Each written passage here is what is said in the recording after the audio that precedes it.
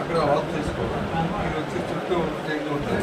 ఆ టైంలో అలారం పట్టినప్పుడు కూడా మనం వచ్చి దాన్ని ఐడెంటిఫై చేసుకోవడం వల్ల అది బాగుపోయి అది కేబుల్స్ పైకి వెళ్ళిపోయి అది దాని నుంచి పాస్ అవుతుంది. ఇది మెయిన్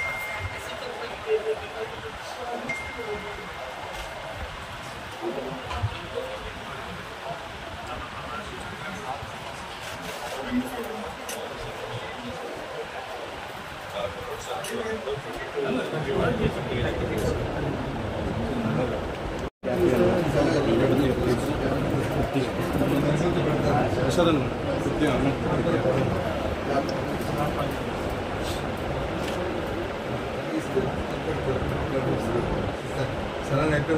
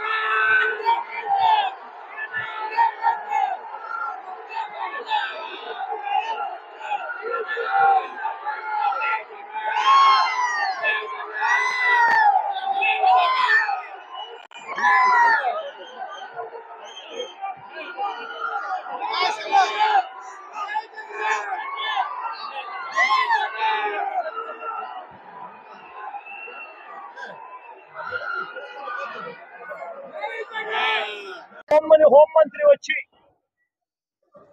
ప్రెస్ మీట్ ను అడ్రస్ చేస్తూ తాను మాట్లాడినప్పుడు కూడా సహాయానికి సంబంధించి పర్యవేక్షించడానికి తాను అనకాపల్లికి వెళ్తున్నాను అన్న మాటలు వాళ్ళ నోట్లో నుంచి రాలేదు.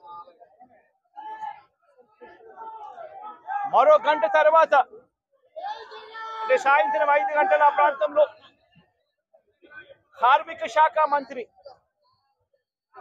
ఎవరి పరిధిలోకి వస్తుందో, ఈ డైరెక్టర్ ఆఫ్ ఫ్యాక్టరీస్ అనేది ఎవరి పరిధిలోకి వస్తుందో, ఈ కార్మిక శాఖ మంత్రి కూడా ప్రెస్ మీట్ పెట్టి ఎంతమంది చనిపోయారో తెలియలేదు అన్నాడు. వివరాలు లేవు అని మాట్లాడతాడు. తాను కూడా హుటాహుటిన అక్కడికి వెళ్ళాలి అనే తాపత్రయం కూడా చూపించడు. ఘటన జరిగిన తర్వాత ఘటన స్థలానికి కలెక్టర్ ఎప్పుడు పోయాడు, అధికారులు ఎప్పుడు పోయారు, కమిషనర్ ఎప్పుడు పోయారు అన్నది ఒక్కసారి గమనిస్తే ఇంకా బాధ కలిగించే అంశాలు. అధికార పార్టీకి సంబంధించిన నాయకులు ఎప్పుడు పోయారు అని చూస్తే ఇంకా బాధ కలిగించే అంశాలు. కనీసం ఘటన జరిగితే కనీసం అంబులెన్స్ ను కూడా కనీసం మొబిలైజ్ చేసి ఆ ప్రాంతానికి తీసుకుని రాని పరిస్థితి. బాధితులు ఎవరైతే ఉన్నారో వాళ్ళందరినీ కూడా కంపెనీకి సంబంధించిన బస్సుల్లో తీసుకొస్తా ఉన్నారు, హాస్పిటల్లో తీసుకొని పోయే పరిస్థితి. నేను ఒకసారి తేడా గమనించమని అడుగుతా ఉన్నా. ఇలాంటి ఘటనే ఒకసారి మా ప్రభుత్వ హయాంలో కూడా జరిగింది. LG పాలిమర్స్ అనే ఘటన జరిగింది. కోవిడ్ మహమ్మారి ఉన్న